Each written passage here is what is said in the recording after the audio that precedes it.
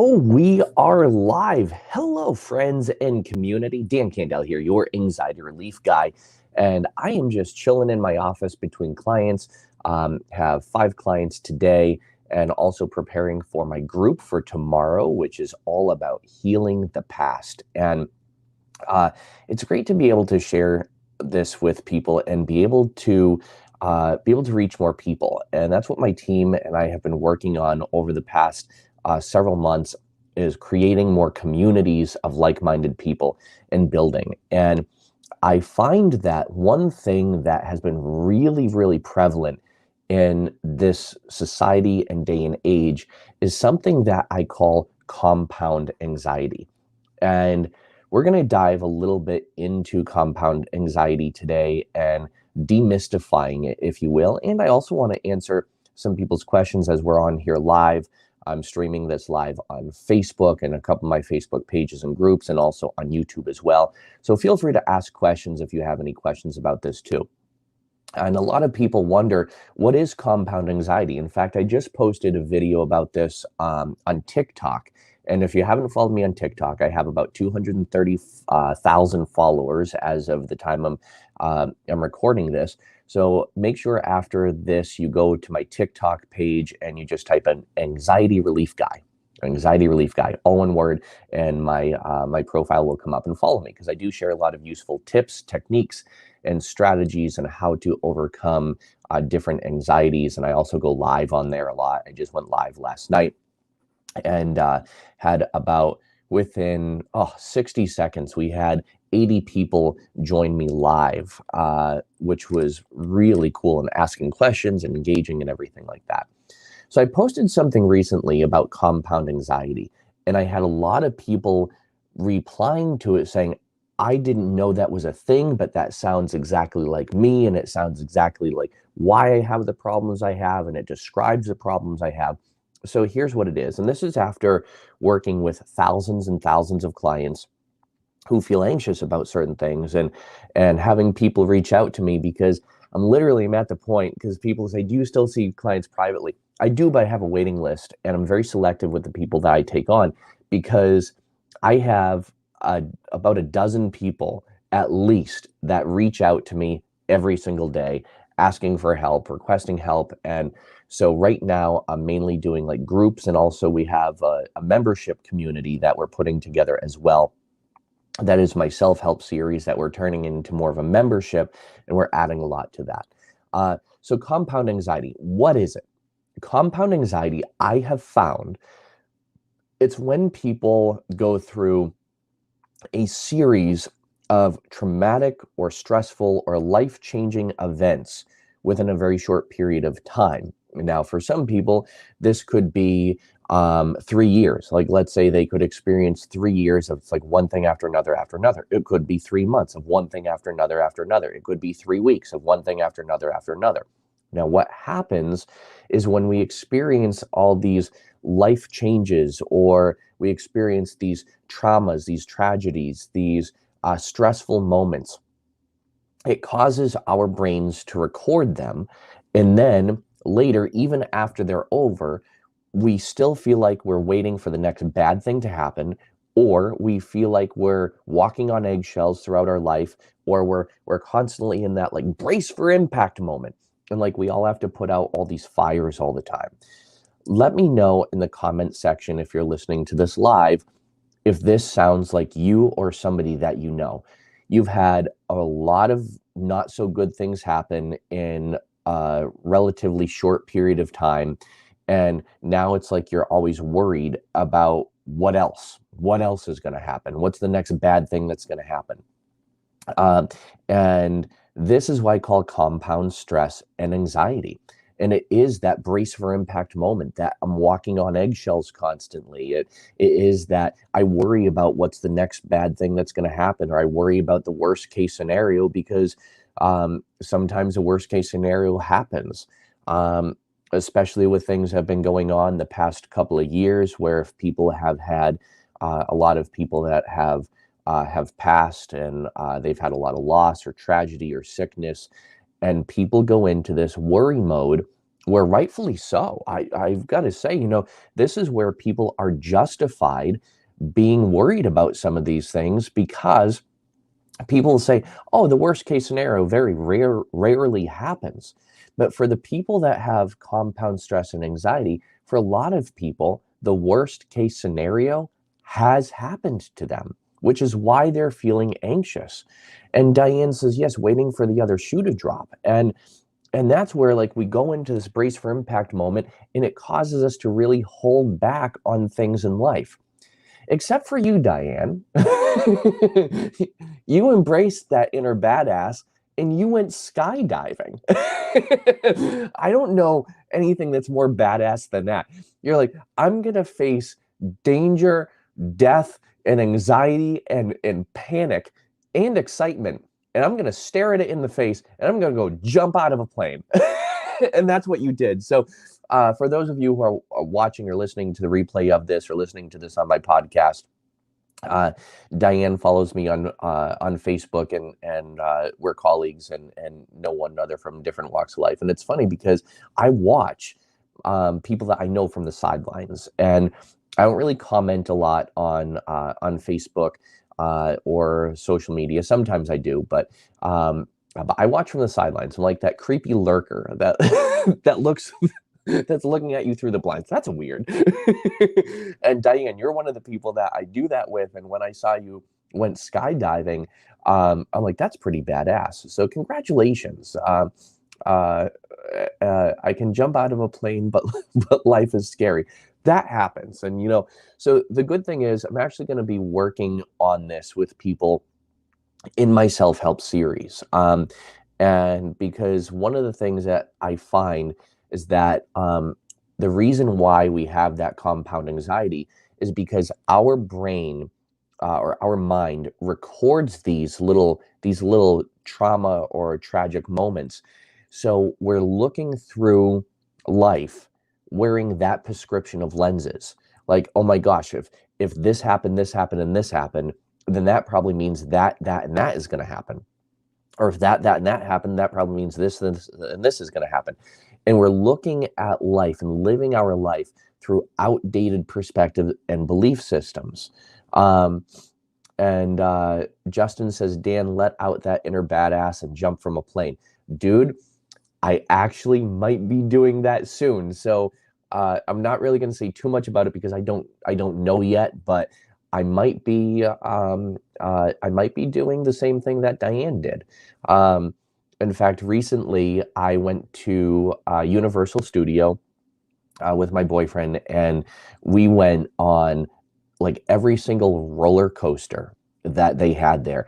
In the first one, I was terrified, and I was really nervous in line, like waiting in line. And I looked around, I saw like all these little kids going on the roller coaster. And I'm like, if they can do it, I can do it. This is ridiculous. So we started going on roller coasters that went higher, that went faster, that had more loops. And one of the last roller coasters we went on was the Velocicoaster. And the Velocicoaster, I will have this memory burned in my head. There was this woman that sat next to one of our friends behind us, and I just remember she was older, and here, like the three of us, we're like pooping our pants because we saw other people like on this ride going by us, and we're like taking pictures of their faces because the Velocicoaster goes so fast that there's a part in the ride that goes so fast and so many twists and turns that it, like your face is going and your face is like stretching back in the wind. So we took a bunch of pictures of people that were on that part of the ride, and it was hysterical. But I'm thinking like, oh my gosh, that's going to be us. So it was just really, really funny.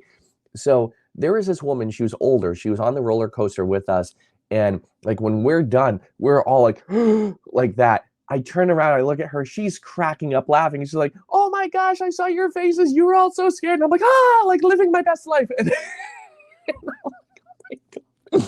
if she can do it, then we can do it. So after that, after I started noticing other people's responses, it became a lot better, and it became a lot more normal. And I'm like, I'm actually going to do this and have a good time.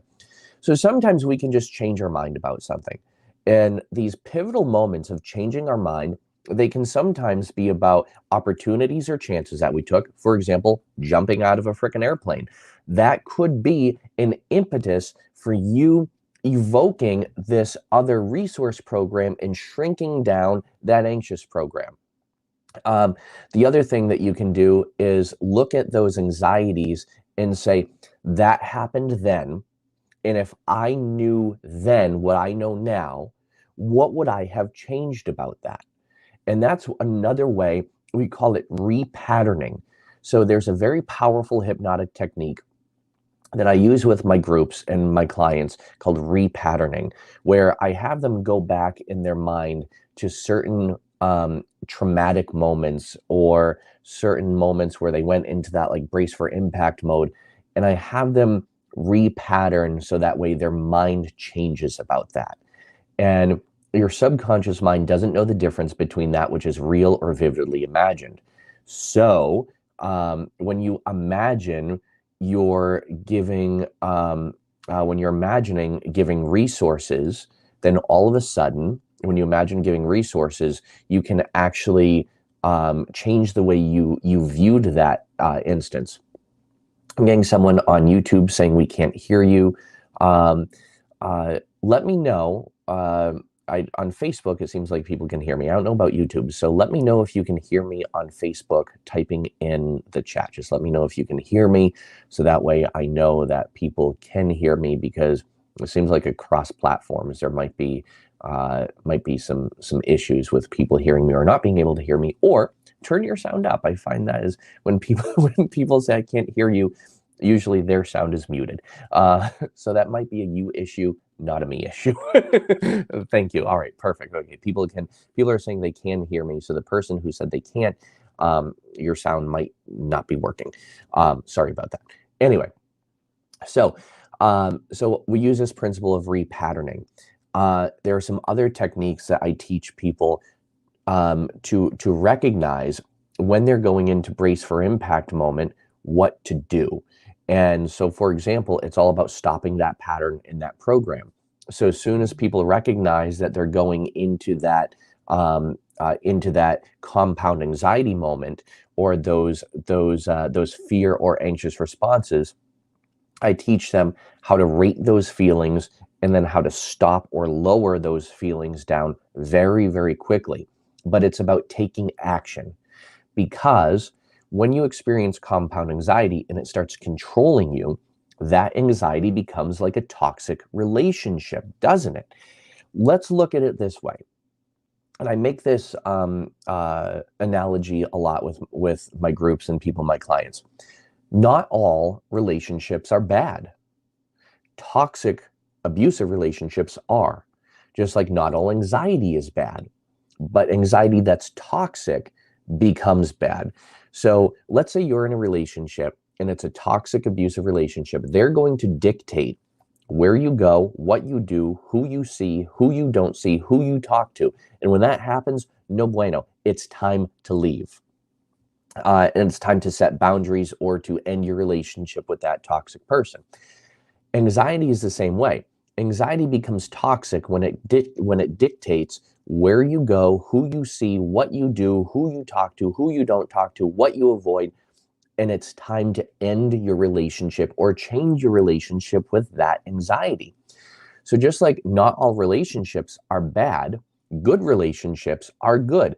Not all anxiety is bad, but anxiety that holds you back is bad. Anxiety is good when it keeps you safe and it stops you from making reckless, dumb decisions. Like, for example, for some people, it would be really stupid for them to go out in the middle of a hurricane and stand on the edge of a cliff, right? But some people are thrill seekers, and some people who are equipped for that enjoy rock climbing. So for them, it would make sense to dial down their anxiety a little bit and to ramp up their awareness. So for a lot of my clients, it's helping them distinguish the difference between being anxious versus being aware to keep yourself safe. And many times when we experience that compound stress or anxiety, it's trying to keep us safe based on previous knowledge or previous things that have happened. And it's like an outdated program that we'd put on a smartphone, and we need to clear it out. It's like we need to clear out that old app that no longer serves us, that no longer does us any good or benefit. The same thing is true with that unnecessary anxiety. So with that said, people ask me, can you make me never feel anxious again? No, I can't, and I wouldn't want to. There are some times where you still want to feel a little anxiety. There are times where you want to feel a little stress, or sometimes stress can be very motivating. Sometimes anxiety can keep you safe. But what I help you do is change your relationship with the anxiety. And that's part of what I'm going to be doing on Wednesday night, July 14th, 7 o'clock p.m. Eastern Daylight Time. I'm going to be doing a live group session as part of my self-help series membership. And it's called Healing the Past. So I'm actually going to help you mend in your mind some of those past instances that might have caused that stress or anxiety. Now, even if you don't know what it is, that's okay. You can still benefit from this. And we've turned the self-help series into a monthly membership. So it's $49 a month, so about $50 a month. And it is less than the cost of going to therapy. It's less than the cost of most other programs out there. And the reason why we're doing this is to make it more affordable and readily available for people, and to get more people into it, benefiting from it. I actually do 2 live group sessions a month, and then I also do rapid relief sessions as well. And you do get access to my private Facebook community as well. While we're on the Facebook community thing, I am going to be developing a free Facebook group for people that are in my programs, and also a paid Facebook group. The free Facebook group, you're going to get exclusive access to early release of my podcast videos and other episodes that I do. I'm also going to do like a bonus where I'm going to do 1 rapid relief session a month for people who are in there. I'm going to broadcast that live so you can apply some of the tools and techniques and strategies to you. So there's a lot of benefits that you're going to get from joining the free Facebook group. And then when you join my self-help series, you do get the paid community as well, where you can actually go in and see all of the other previous recordings and group sessions that I've done too. Diane says, your self-help series is incredible. Everyone needs to join the group. Thank you so much, Diane. I appreciate you. And it really is, you know, my two words for the year have been community and connection. Community and connection. And I have been like working really hard over the past few years to build a community. The problem is we just haven't really found the right strategy. And I have thousands and thousands of people on my email list, thousands of people that follow me. But the ones that join the community are action takers. And that's what I find. That's why I don't have as many people in my community as some others, because I want to teach people how to become independent and take action, but also consistently maintain momentum throughout their lives, personally and professionally. And some people are comfortable with being good enough, right? Some people are comfortable with being good enough. They're like, nope, I've made it this far in life, just doing what I do, and that's good enough for me. And that's perfectly fine. There's nothing wrong with that. The people that I work with, and the people that are in my communities, and the people that are benefiting from what I do and what I deliver, are people that they want to get out of the good enough. And in fact, I just worked with the last client I just worked with right before recording this is my MMA fighter, Mike Triana. And the reason why he is a champion, the reason why he's a champion is because he consistently pushes to get above, beyond, and out of the mindset of, oh, that's good enough. Like, I'm satisfied, that's good enough. And my self-help series is for the people who want to get out of that mindset of good enough and really start gaining greater momentum in their lives. So the link is down below on my Facebook. You can also go to my website, dankindal.com, and sign up there, and you get a lot of benefits from being a part of that community. So with that said, there's some insight into compound anxiety, some tools and techniques that I use with people in order to interrupt that pattern flow and to kind of take the energy out. a little metaphor about looking at your anxiety like a toxic relationship. When it becomes toxic and holds you back, it's time to do something about it. With that said, thank you so much for tuning in, my friends. It's lunchtime for me before my next client, so I'm going to go grab some lunch. As always, be well, do good, be true to who you are. Thank you for tuning in. And if you're listening to this on my podcast, make sure you rate 5 stars and subscribe. Same thing on YouTube. Drop a like and a comment in the comment section below. Facebook, if you're watching the replay of this, let me know by typing replay, so that way I know you saw it. Talk to y'all soon.